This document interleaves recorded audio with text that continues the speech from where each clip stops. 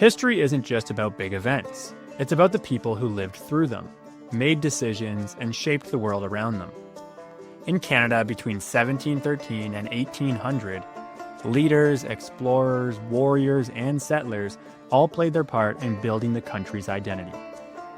Some people fought to protect their land and cultures, others expanded trade and exploration, and some helped shape laws that still impact Canada today. Their stories are filled with bravery, struggle, and determination, and their legacies are still felt today. One of the most important leaders of this time was Joseph Brant, a Mohawk warrior, diplomat, and political leader. Brant was fluent in English and worked closely with the British during the American Revolution. He fought to defend Indigenous lands and later led thousands of Haudenosaunee, Iroquois loyalists to Canada after the war. The British rewarded his loyalty by granting land along the Grand River, but Brant continued to advocate for Indigenous rights, negotiating with colonial governments to protect Haudenosaunee land and sovereignty. His sister, Molly Brant, was just as influential. As a Mohawk leader and British loyalist, she used diplomacy and political skills to maintain alliances between the Haudenosaunee Confederacy and the British Crown, playing a crucial role in shaping Indigenous-British relations. During this same period, Pontiac, an Odawa chief, led a powerful Indigenous resistance against British expansion. After the British took over New France in 1763, they treated Indigenous nations as conquered people rather than allies.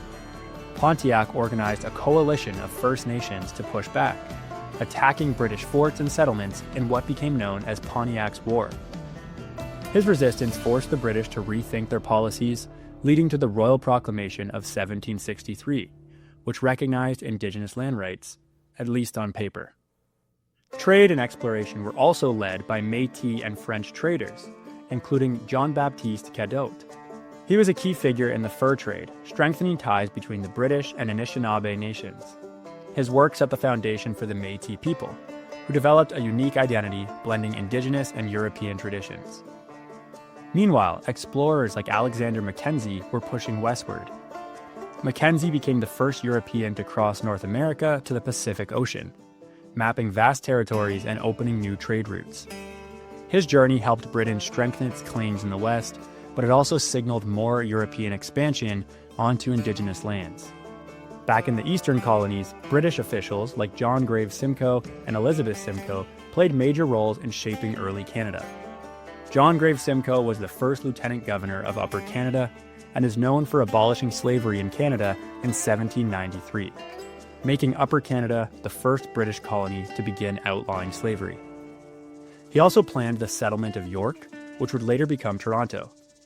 His wife, Elizabeth Simcoe, documented daily life in Canada through detailed writings and watercolor paintings, giving us a valuable look at what the country was like during this time. Another important figure in colonial administration was Michel Bégon, an intendant of New France.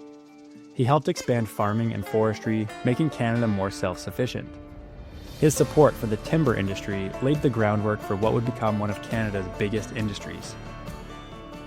These individuals helped shape Canada's heritage in many ways. Some, like Joseph Brant and Molly Brant, fought to protect Indigenous lands and culture.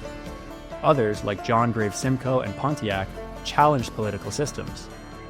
Explorers like Mackenzie pushed Canada's borders, while traders like Cadotte built relationships that defined the economy. Their stories show the complexity of Canada's history, one of cooperation, resistance, expansion, and change.